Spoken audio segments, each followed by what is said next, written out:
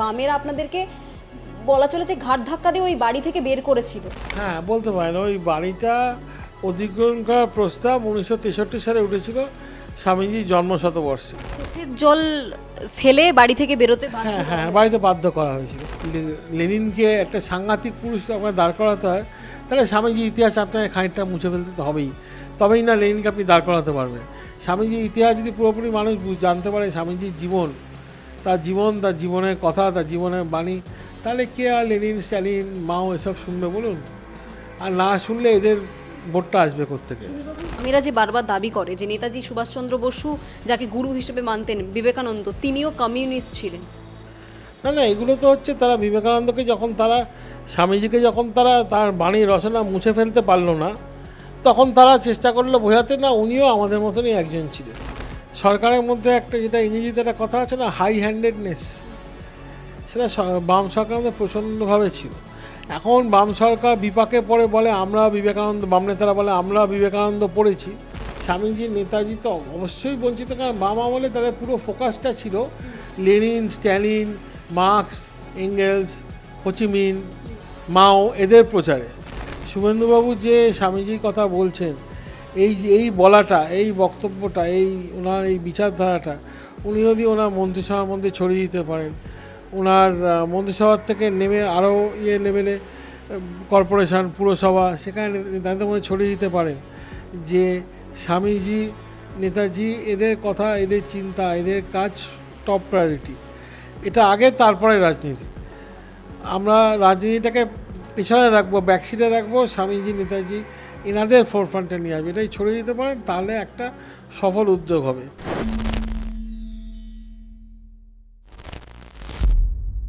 এই বাংলা বহু স্বাধীনতা সংগ্রামীকে দেখেছে। ব্রিটিশদেরকে এই বাংলার যে সিংহাসন, সেই সিংহাসন ছেড়ে আবার পুনরায় ইংল্যান্ডে ফিরে যেতেও দেখেছে এই বাংলা। এবং তার মধ্যে বাম আমল, তৃণমূল আমল, বিজেপি আমল, অর্থাৎ গেরুয়া শিবিরের যে নতুন সদ্য হওয়া যে তাদের শাসনকাল, সেটাও দেখছে এই বাংলা। তবে সেই বাংলায় এই রাজনৈতিক নেতাদের বিভিন্ন বক্তব্যের ভিড়ে কোথাও গিয়ে মনীষীদের যে সম্মান রয়েছে, এই বাংলার প্রতি তাদের যে আত্মবলিদান রয়েছে, কোথাও গিয়ে রাজনৈতিক এই রঙের খপ্পরে পড়ে মলিন হয়ে যাচ্ছে। এই মুহূর্তে বেঙ্গল লিবার্টির পর্দায় আমার সাথে রয়েছেন সুমিত দত্ত, যিনি নেতাজি সুভাষচন্দ্র বসু নিয়ে তো বলবেনই, কিন্তু তার পাশাপাশি দত্ত শুনেই বুঝতে পাচ্ছেন যে স্বামী বিবেকানন্দের যে পরিবার, সেই পরিবারের যদি কেউ সদস্য থেকে থাকেন, তিনি সেই পরিবারেরই একজন সদস্য। আমি প্রথমেই জেনে নেব সুমিতবাবুর থেকে যে স্বামী বিবেকানন্দের সাথে আপনার পরিবারের কি সম্পর্ক রয়েছে।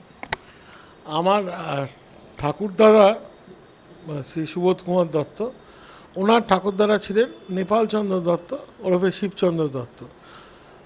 উনি আর স্বামীজি ঠাকুরদাদা বিশ্বনাথ দত্ত ভাই হতেন। সিমলার এই দত্ত বাড়ির নানা শাখা প্রশাখা ছিল, একসাথেই থাকতো আগেকার দিনে যৌথ পরিবার। তো একমাত্র আমার ঠাকুরদাদার শাখাটাই এখনও আছে, বাকি সব শাখা আমার ঠাকুরদাদা স্বামীজির সময় এইরকম সমকালীন সব শাখা শেষ হয়ে বিলুপ্ত হয়ে গেছে। আমরাই শেষ জীবিত শাখা সিমলার দত্তবাড়ির। প্রথমেই আমি শুরুটা করলাম নেতাজি সুভাষচন্দ্র বসু নিয়ে। আপনিও জানেন যে 15ই আগস্টে যখন একদিন আগে আমরা বসে রয়েছি, নেতাজি সুভাষচন্দ্র বসুকে নিয়ে একাধিক মন্তব্য, এবং মন্তব্য এমনজন করছেন যাদের ওপর এই বাংলার রাজনৈতিক দায়িত্ব দেওয়া রয়েছে। নেতাজি সুভাষচন্দ্র বসুকে স্বামী বিবেকানন্দ নিজের গুরু হিসেবে দেখতেন, বা তিনি নেতাজি সুভাষচন্দ্র স্বামীজিকে গুরু হিসেবে দেখতেন, এবং যদি সেভাবে বিশ্লেষণ করা হয়, স্বামীজির আধ্যাত্মিক মানসকন্যা ছিলেন নিবেদিতা, আর স্বামীজির রাজনৈতিক মানসপুত্র ছিলেন নেতাজি। খুব অল্প মানুষই জানেন, স্বামীজির ছোট ভাই ডক্টর ভূপেন্দ্রনাথ দত্তর একটি বিখ্যাত বই আছে পেট্রিয়ট প্রফেট বলে। সেখানে তিনি লিখেছেন, স্বামীজির ছোট ভাই, যে স্বামীজি, ওনার যারা ভক্ত, ওনার যারা অ্যাডমায়ারার, দেশীয় রাজা মহারাজা, তাদের মধ্যে অনেকবার প্রসঙ্গ তুলেছিলেন যে কেন তারা একত্র হতে পারেন না। কেন তুলেছিলেন? কারণ তারা একত্র হলে তারা একটা খুব স্ট্রং রাজনৈতিক শক্তি হলে তারা ব্রিটিশদের বিরুদ্ধে লড়াই করতে পারবেন। তাদের মধ্যে স্বামীজি খুব একতার অভাব দেখেছিলেন। সেখানে স্বামীজির রাজনৈতিক কার্যাবলী নিয়ে আর বেশি এগোননি, বুঝতে পেরেছিলেন এই রাস্তা হবে না। স্বামীজি সেখানে জোর দিয়েছিলেন ম্যান মেকিং এডুকেশন। মানুষের মধ্যে অন্তর্নিহিত দেবত্ব জাগানোর জন্য। যখন সে দেবত্ব জাগবে, যাদের মধ্যে জাগবে, তারা তখন স্বাধীনতার জন্য লড়াই করবে। এই স্বামীজির এই অন্তর্নিহিত দেবত্ব জাগানো, স্বামীজির এই যে দর্শন, এই যে স্বামীজির বাণী, এটা নেতাজির মধ্যে নেতাজিকে খুব গভীরভাবে আলোড়িত করেছিল। এবং নেতাজি স্বামীজির সেই বাণী, স্বামীজির সেই দর্শন, সেইটাকে নিয়ে নেতাজি এগিয়ে গেছিলেন এবং আমাদের স্বাধীনতা সংগ্রামে একটা বিরাট ভূমিকা পালন করেছিলেন, যেটা বহু বছর আমাদের থেকে আমাদের থেকে লুকিয়ে রাখা হয়েছিল বলা যেতে পারে। খুব রিসেন্টলি আমাদের প্রধানমন্ত্রী শ্রী নরেন্দ্র মোদী, উনি নেতাজির সরকারকে, আজাদিন সরকারকে স্বীকৃতি দিয়েছেন এবং প্রথম রাষ্ট্রপ্রধান হিসেবে নেতাজিকে উনি স্বীকৃতি দিয়েছেন। এই স্বীকৃতি পেতে নেতাজি এত বছর লেগে গেল আমাদের রাজনীতিকদের ভিড়ে। তো আমাদের নেতাদের একটা এত বছর ধরে প্রবণতা লক্ষ্য করা যায়। নেতাজি তো বটেই, ওনার গুরু বলতে পারেন, স্বামীজিকেও রাজনৈতিক উদ্দেশ্যে তাদের চিন্তা, তাদের দর্শন, সেগুলো সাপ্রেস করে দেওয়া। খুব সাম্প্রতিক ইয়েতে আমি শুনলাম একজন বক্তা, সর্বভারতীয় লেভেলের বক্তা, তিনি বলছেন 1909 সালে উত্তরপাড়াতে শ্রী অরবিন্দু লেকচারে বলেছিলেন যে ভারতের জাতীয়তাবাদ আর হিন্দুত্ববাদ একে অপরের সাথে এমনভাবে যুক্ত যে একটার ক্ষতি হলে আরেকটার ক্ষতি হবে। তো ইন্ডিয়ান ন্যাশনালিজম আর সনাতন ধর্মের মধ্যে যে ন্যাচারাল, যে ইন্টারকানেক্টেড, ইন্টারলিঙ্কড ন্যাচারালি, এই জিনিসগুলো, এই সামান্য জিনিসগুলোকেও সাপ্রেস করা হয়েছিল এবং অনেকাংশে বিকৃত করা হয়েছিল। এই তার করার ফলে কী হয়েছে, এত বছর ধরে সমাজে এদের প্রভাবটাকে যাতে না পড়ে, মানুষ যাতে সত্যিকারের মানুষ না হয়, আমাদের এডুকেশান সিস্টেম, শিক্ষা ব্যবস্থায় সেরকম যেন একটা চেষ্টা চালিয়ে গেছে আমাদের রাজনীতিকরা। আবার কি হয়, রাজনীতিকরা এই সমাজ থেকেই উঠে আছে, যেই সমাজে সচেতনতাই নেই স্বামীজি কে ছিলেন, স্বামীজিকে যেই সমাজ বুঝতেই পারেনি, নেতাজিকে যারা ঠিক তার কতটা অবদান সেটা যারা মাপ করার, যাদের সেই নলেজ, সেই শিক্ষা, সেই জ্ঞান নেই, সেই সমাজ থেকে আবার পরবর্তী প্রজন্মের নেতা উঠে আসছে। এই করতে করতে কী হয়েছে,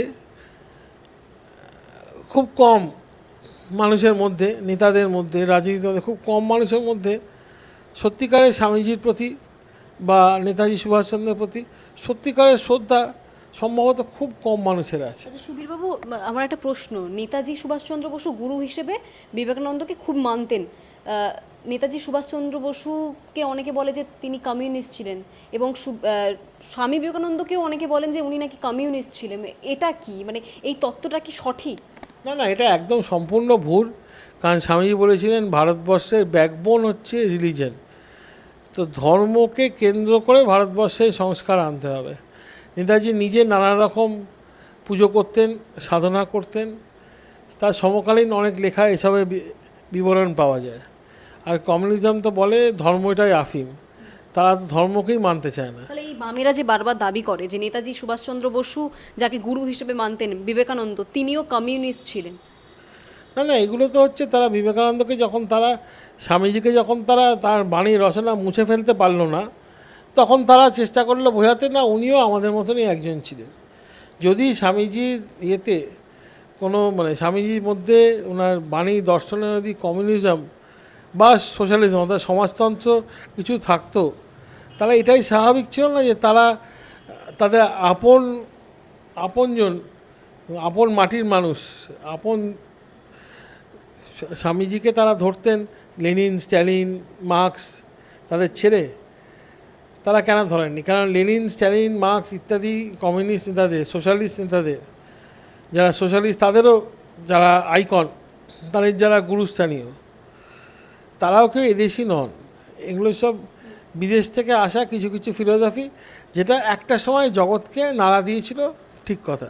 তারপরে জগতে তার অসারতা প্রমাণ হয়ে গেছে এবং বহু জায়গায় বহু ইয়েতে তারা এক্সপোজড হয়ে গেছে। তো তখন তারা বাধ্য হয়ে যাদের সাপ্রেস করতে পারেনি তখন তাদের না এরাও আমাদেরই মানে একই রকম আমাদের চিন্তাধারা ভাবধারা বলার চেষ্টা করে আসছে। নেতাজিকে একটা চেষ্টা করা যে কমিউনিজমের মধ্যে ঢোকানো বা সেই আদর্শে নেতাজি মানতেন এই ধরনের একটা ভুয়ো প্রচার করার চেষ্টা। হ্যাঁ, যদিও আসল ইতিহাস বলে যে নেতাজি যখন 1938-40-42 দ্বিতীয় বিশ্ব মহাযুদ্ধের সময় নেতাজিকেই কমিউনিস্টরা নানা রকম কার্টুন এঁকে ব্যঙ্গচিত্র এঁকে এবং নানা রকম কুচ্ছা ছড়িয়েছিল নেতাজির সম্বন্ধে এই কমিউনিস্টরাই। তুজোর কুকুর বলা হয়েছে। হ্যাঁ, তোজার কুকুর বলা হয়েছিল এবং সিপিআই ইয়েতে ওদের মুখপত্রে অনেক জায়গায় ওনাকে নিয়ে অনেক কুৎসা রটানো প্রবন্ধ লেখা হয়েছিল, অনেক কুৎসিত কার্টুন কলকাতার দেওয়ালে আঁকা হয়েছিল। তো কোনো সম্পর্কই নেই। আচ্ছা, তারাই যখন দেখতে পাচ্ছেন যে পথে নামছে এই নেতাজিকে নিয়ে সরব হচ্ছেন, মানে তখন এইগুলো দেখে আপনাদের কি মতামত, রিয়াকশন কি? এই রিয়াকশন হচ্ছে এই প্রচণ্ড হিপোক্রেসি দেখে ভাবছি নতুন আশ্চর্য আর হচ্ছি না, কারণ ছোটোবেলা থেকে হিপোক্রেসি দেখে আসছি, রাজনীতির মধ্যে এত ভণ্ডামি দেখে আসছি যে খুব একটা আশ্চর্য হচ্ছি না, যে এটাই স্বাভাবিক। মানে এই দেশের রাজনীতিকদের থেকে একটা বড় অংশের থেকে এর থেকে খুব বেশি বোধহয় আশা করা উচিত না। স্বামী বিবেকানন্দ যেখানে জন্মগ্রহণ করেছিলেন সেই পৈতৃক ভিটেতে আপনারও জন্ম হয়েছিল। সেই পৈতৃক ভিটে থেকে আমি কিছুক্ষণ আগে আপনার সাথে গল্প করছিলাম যখন অফ ক্যামেরা, তখন আমি শুনলাম যে বামেরা আপনাদেরকে বলা চলে যে ঘাট ধাক্কা দিয়ে ওই বাড়ি থেকে বের করেছিল বিভিন্নভাবে, আইনগত দিক থেকে বা অন্য দিক থেকে। হ্যাঁ, বলতে পারেন ওই বাড়িটা অধিগ্রহণ করার প্রস্তাব 1963 সালে উঠেছিল স্বামীজির জন্মশতবর্ষে, কিন্তু ততদিনে পারিবারিক পরিস্থিতি এমনভাবে পাল্টে যায়, আপনাকে এটা আগেই বলছিলাম যে বেশিরভাগ শাখা লুপ্ত হয়ে যায়, আমাদের পরিবারের বিভিন্ন ব্রাঞ্চ লুপ্ত হয়ে যায়। তো সেসব অনেক সম্পত্তি আমাদের পূর্বপুরুষরাই বিক্রি করে দেন। ইনফ্যাক্ট স্বামী বিবেকানন্দের সবচেয়ে ছোটো ভাই ডক্টর ভূপেন্দ্রনাথ দত্তকে আমেরিকায় পড়তে পাঠানোর জন্য ভুবনেশ্বরী দেবী ওনার অংশের কিছু জমি জমা বন্ধক রাখেন, যেগুলো পরে ছাড়াতে পারেননি। তো সেই বন্ধকি সম্পত্তিও বিক্রি হয়ে যায়, বাইরে থেকে লোকে এসে কিনে বসবাস করে। তো 1963 আস্তে আস্তে ওটা একটা কম্পোজিট ইয়ে হয়ে গেছে, মানে একটা বাড়ি ছিল না, 10টা আলাদা আলাদা বাড়ি, আলাদা আলাদা ঠিকানা ছিল, এবং সেখানে কিছু কিছু জায়গায় কিছু কিছু ছোটো ছোটো ক্ষুদ্র শিল্পও ছিল। সেই কারণে অধিগ্রহণ করা পশ্চিমবঙ্গ সরকার সিদ্ধান্ত তুলে রাখে। 1974 সালে আবার জিনিসটাই নতুন করে আরম্ভ হয়। তখন কিন্তু মানুষের একটা খুব বড় ইয়ে ছিল, মানে আপত্তির জায়গা ছিল এটা, যে অধিগ্রহণ আইনে যেটা ন্যূনতম দিতে হয় কম্পেনসেশন, সেটা হচ্ছে অধিগ্রহণের নোটিশ যাওয়ার পরে তবেকার ইয়েতে, হাস্যকর এখনকার দিনে শুনে মনে হয়, কিন্তু এটা আইন ছিল। ফলে 1974, 75, 76 মানুষকে বলা হচ্ছে 1963 দামটা আপনাকে দেব। এই তো সেইটা একটা মানুষের পক্ষে নেওয়াটা সম্ভব হয়নি। কিন্তু 77 পশ্চিমবঙ্গ সরকার আসে, পশ্চিমবঙ্গ সরকারের কিন্তু সে ক্ষমতা ছিল যে ন্যূনতম নাই তার থেকে বেশি দেওয়া, এবং ওখানকার মানুষজন, শুধু আমাদের পরিবার নয়, আরও যারা ওই রকম বন্ধকি সম্পত্তি কিনে ওই বলতে পারেন ওই স্বামীজির বাড়ি বলতে যে পুরো দত্ত বংশের এটা বোঝায়। কারণ একটা টেকনিক্যাল ত্রুটি আছে, সেটা হচ্ছে স্বামীজির বাড়ি বলতে দত্ত বংশের যেই জায়গা নিয়ে থাকতেন আমাদের পূর্বপুরুষরা, সেই জায়গার একটা অংশ। কেননা স্বামীজির বাবা হচ্ছেন একটা শাখা, আরও তো একাধিক শাখা আছে, তারা বিভিন্ন অংশে থাকতো। একটা বাড়িতে যখন হয়, আগেকার দিনে বড় জয়েন্ট ফ্যামিলি বাড়িতে যখন হয়, বাড়ি এই অংশে একটা শরিক থাকে, এই অংশে একটা শরিক থাকে, যৌথ পরিবারে যা হয় বিভিন্ন অংশে বিভিন্ন শরিক থাকে, সেরকম স্বামীজিরা থাকতেন বাড়ির একটা অংশে। সুতরাং যদি শুধু সেই অংশটুকু অধিগ্রহণ করা হতো তাহলে অনেক কম লোক, স্বামীজির 2 বোনের পরিবার ওখানে থাকতেন, তো শুধু তাদের নিয়ে সরকারকে তাদের কিছু দিয়ে টিয়ে একটা ব্যবস্থা করতে পারত। সেখানে সরকার মিশনের অনুরোধে যখন পুরো দত্ত বংশের এটা নিচ্ছেন, দত্ত পরিবারের সম্পত্তি নিচ্ছেন, ওখানে 10টা বাড়ি হচ্ছে। তো 10টা বাড়ি যারা থাকেন তাদের ওই মাপের বাড়ি, সমমাপের জমির বাড়ি মোটামুটি কাছাকাছি কোনো জায়গায় দিয়ে দিলেও তারা হয়তো নিয়ে নিতেন। সরকার সেরকমভাবে জিনিসটা মানে সেভাবে হ্যান্ডেল করেনি। মানে সসম্মানে ওই বাড়ি থেকে বেরিয়ে আসতে হয়নি। না, শেষমেশ আলটিমেটলি হয়েছে, কেননা আমরা মামলা করেছিলাম। আমরা মামলা মোকদ্দমা করার ফলে কোর্ট থেকে রায় ছিল যে এদের সুস্থ ভালো পুনর্বাসন দিয়ে যেই রকম মাপে জমিতে এরা আছেন, যেরকম লোকালিটিতে এরা আছেন, সেরকম পছন্দসই জায়গায় পছন্দসই বাড়ি এদের দেওয়া হোক, দিয়ে এদের একটা ঠিকঠাক পুনর্বাসন করা হয়, জোর করে মামলা করে উচ্ছেদ করা নিয়ে না চেষ্টা হোক। এবং তখন মিডিয়াতে একটা কথা খুব ভাসানো হয়েছিল, এতে সরকারের অসম্মতি ছিল বলে আমার মনে হয় না। আমি এটা তো বলতে পারি না সরকারই করেছিল, কিন্তু সরকার অসম্মতি ছিল না। ভাসানো হয়েছে যে অনেক বেআইনি দখলদার ওখানে ছিল। তো স্বামীজির বংশধররা কি বেআইনি দখলদার? শুনে খারাপ লেগেছিল, তখন তো বয়সটা আপনার অনেক অল্প, মানে বিবেকানন্দের পরিবারের একজন সদস্য আপনি, আপনাকে বলা হচ্ছে যে বেআইনিভাবে আপনারা ওই জমি কিংবা বাড়ি দখল করেছিলেন। হ্যাঁ, নিশ্চয়ই খারাপ তো লেগেইছে। এবং আমাদের ঠিক উল্টো দিকে একটা পরিবার থাকতে একটা বাড়িতে, সেই বাড়িটা সেই পরিবারের পূর্বপুরুষরা আমাদের পূর্বপুরুষদের কাছে কিনেছে, ফলে তারাও বেআইনি দখলদার নয়।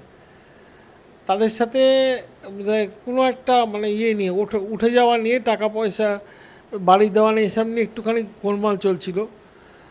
তাদের সরকার একদম পুলিশ দিয়ে উচ্ছেদ করে দেয়, মানে তারা দুপুরবেলা খাচ্ছিল, এই সময় বাড়িতে পুলিশ ঢুকে জিনিসপত্র ছুঁড়ে বাইরে বার করে দিয়ে 1 ঘন্টা মধ্যে তার ঘাট ধাক্কা দিয়ে বার করে দেয় বাম আমলে। এটা 1997-98 ঘটনা। চোখের জল ফেলে বাড়ি থেকে বেরোতে হ্যাঁ হ্যাঁ, বাড়িতে বাধ্য করা হয়েছিল, যেখানে হয়তো আর সামান্য কিছু টাকা আর সামান্য কয়েক মাস অপেক্ষা করলে তাদের উপযুক্ত বাসস্থান দিয়ে তাদের সসম্মানে ওখান থেকে তাদের স্থানান্তরিত করা যেত।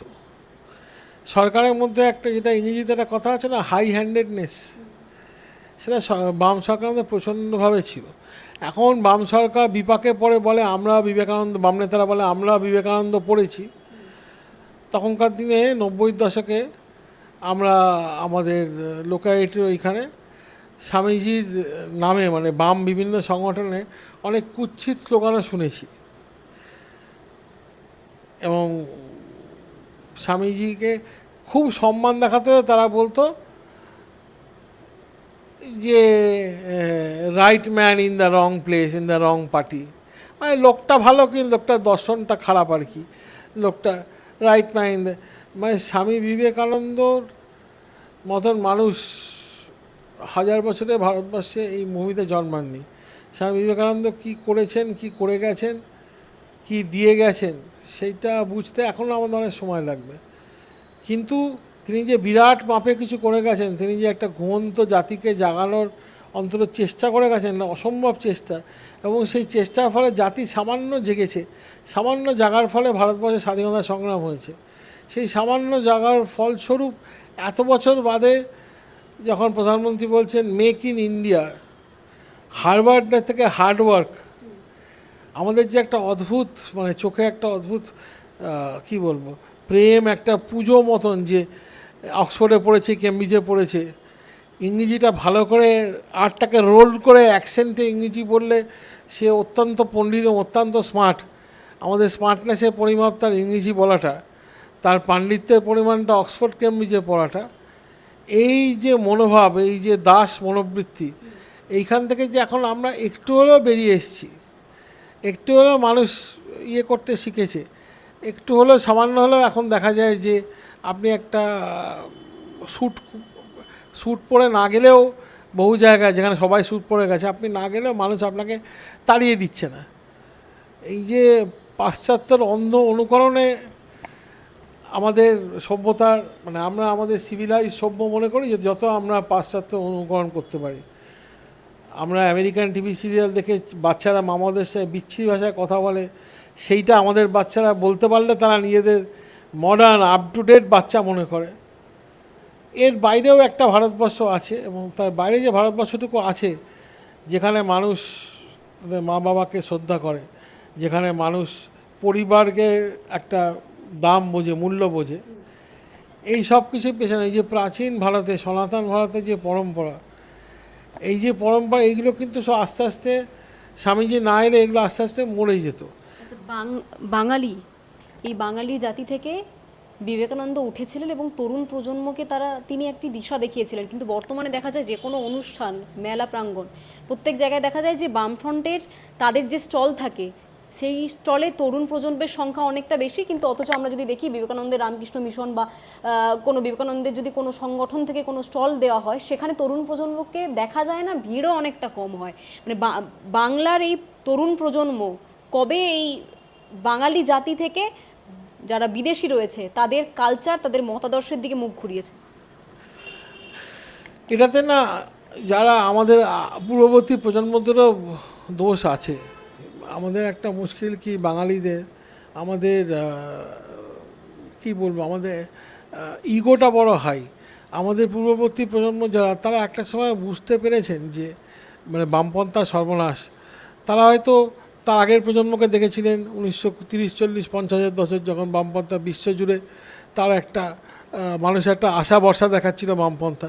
হয়তো সেসব দেখে তারা তাদের আগের প্রজন্ম বামপন্থী হয়েছেন, তাদের বাবা কাকাদের দেখে তারা বামপন্থী হয়েছেন, এত অবধি ঠিক আছে।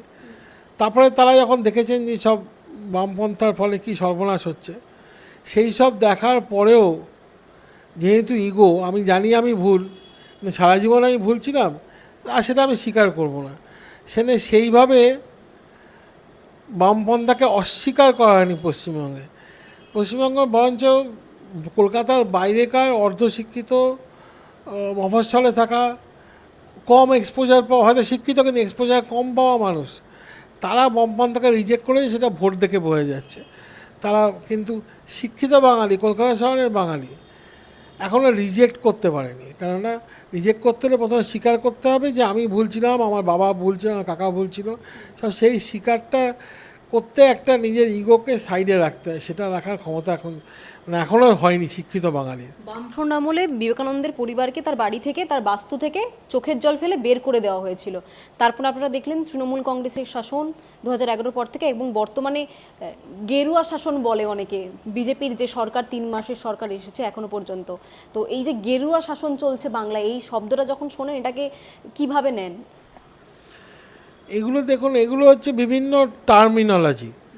গেরুয়া শাসন তো বলা যায় না সেই অর্থে, কিন্তু যদি দেখেন, যদি বঙ্কিমচন্দ্র আনন্দমঠ পড়েন, বঙ্কিমচন্দ্র একজন জাতীয়তাবাদী মানুষ ছিলেন, তো আনন্দমঠ পড়েন, সেটাও কিন্তু সন্ন্যাসীদের বিদ্রোহ। ছত্রপতি মহারাজ শিবাজী যখন তার সাম্রাজ্য তার প্রতিষ্ঠা করেন, তিনি তার গুরু সমর্থ রামদাসকে গিয়ে বলেন যে গুরুজি, এই সাম্রাজ্য আমি আপনার পায়ে সমর্পণ করলাম।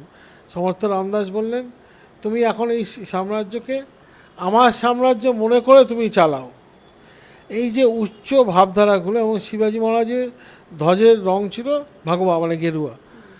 তো এই গেরুয়া যে অতি উচ্চ আসন সনাতন ধর্মে, আমাদের এই মাটিতে উচ্চ আসন, তো সেই গেরুয়াকে যারা সম্মান জানিয়েছে, যারা অন্তত দাবি করেছে, যেই যুগে গেরুয়াকে সম্মান জানানোটা আনফ্যাশনেবল ছিল, যেই যুগে গেরুয়াকে সম্মান জানানোটা মনে করা হতো খুব স্মল মাইন্ডেড, ন্যানো মাইন্ডেড, অল্প শিক্ষিত মানুষদেরই, সেই যুগে একটি সংগঠন বুক ফুলিয়ে গেরুয়াকে হ্যাঁ আমরা সমর্থন করি বলেছে।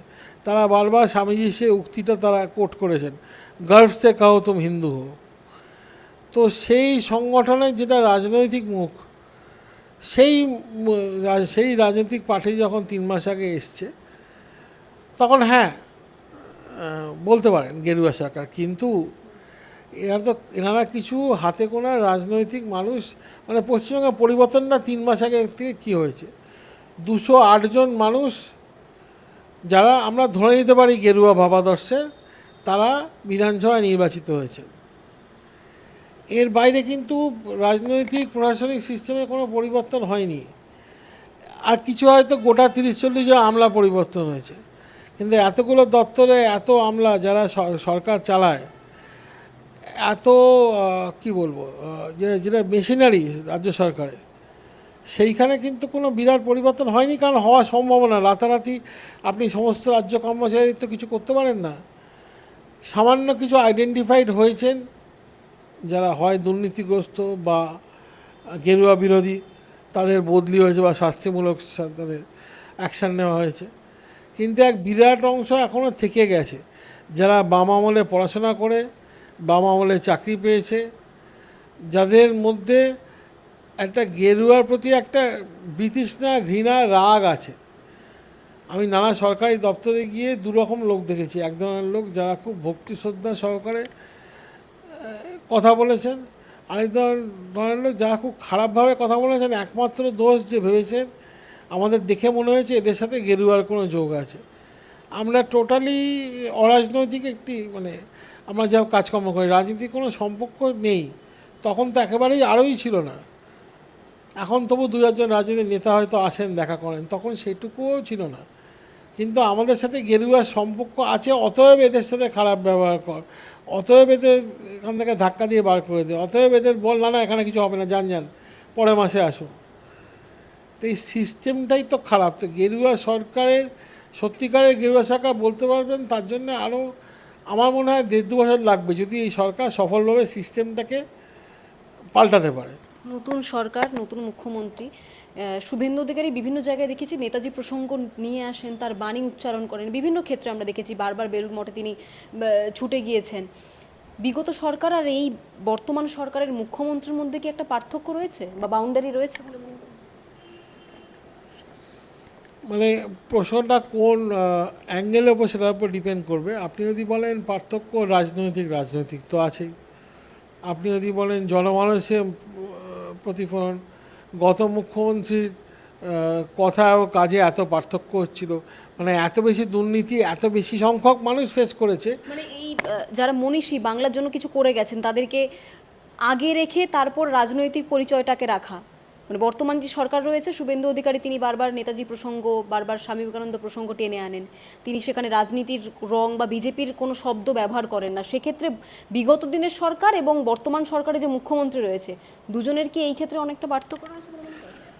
হ্যাঁ, শুভেন্দুবাবু যে স্বামীজির কথা বলছেন, এই বলাটা, এই বক্তব্যটা, ওনার এই বিচারধারাটা উনি যদি ওনার মন্ত্রিসভার মধ্যে ছড়িয়ে দিতে পারেন, ওনার মন্ত্রিসভার থেকে নেমে আরও লেভেলে কর্পোরেশন, পুরসভা, সেখানে তাদের মধ্যে ছড়িয়ে দিতে পারেন যে স্বামীজি, নেতাজি, এদের কথা, এদের চিন্তা, এদের কাজ টপ প্রায়োরিটি, এটা আগে, তারপরে রাজনীতি। আমরা রাজনীতিটাকে পেছনে রাখবো, ব্যাকসিটে রাখবো, স্বামীজি, নেতাজি এনাদের ফোরফ্রন্টে নিয়ে আসবে, এটাই ছড়িয়ে দিতে পারেন, তাহলে একটা সফল উদ্যোগ হবে।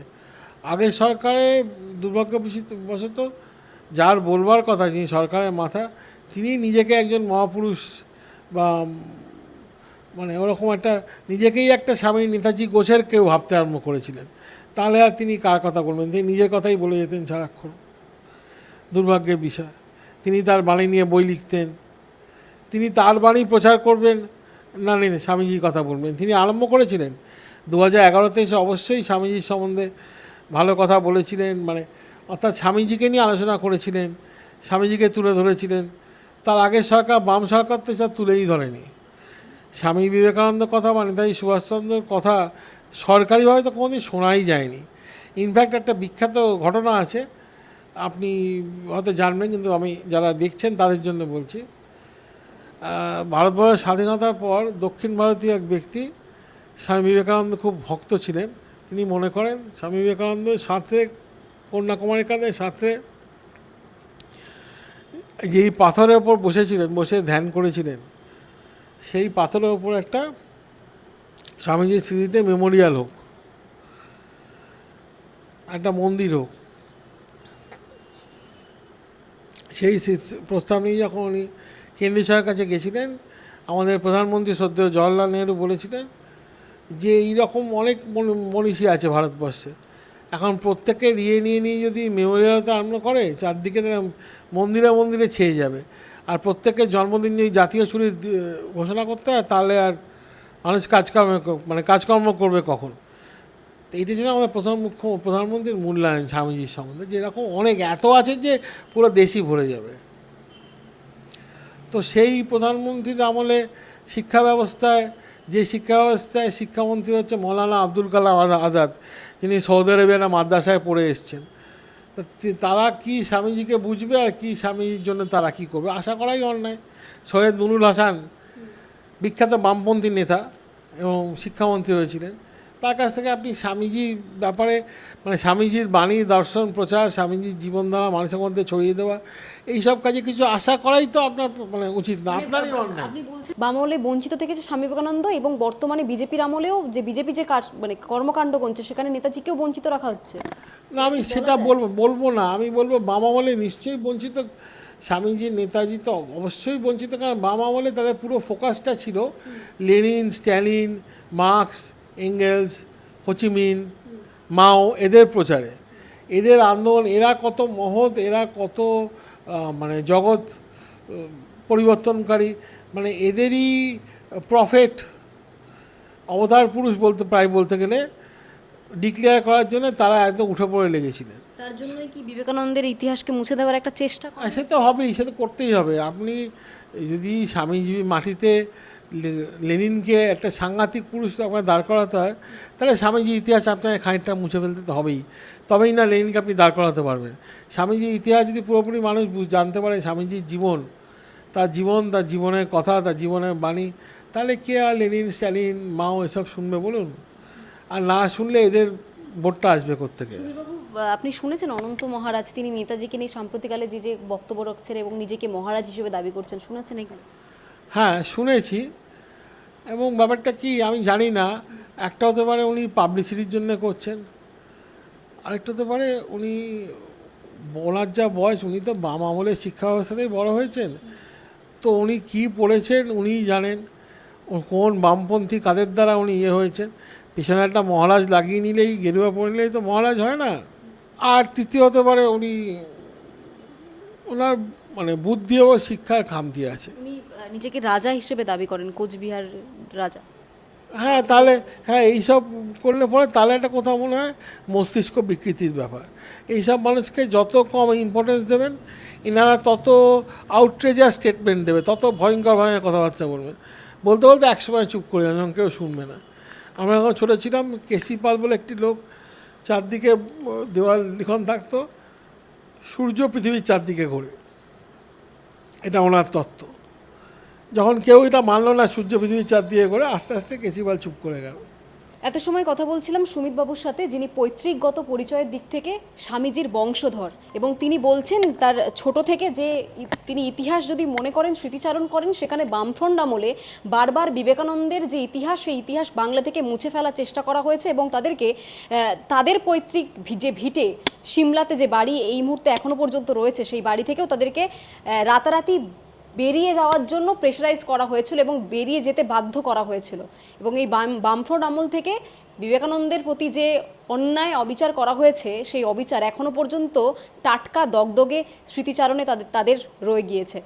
এত সময় দেখছিলেন বেঙ্গল লিবার্টি। আপনাদের যদি কোনো মতামত থাকে অবশ্যই জানাবেন কমেন্ট সেকশনে, এবং চ্যানেলটি যদি ভালো লাগে লাইক করুন, শেয়ার করুন, সাবস্ক্রাইব করুন। স্বাধীন, কাচিহীন গেরিলা সাংবাদিকতার পাশে থাকুন।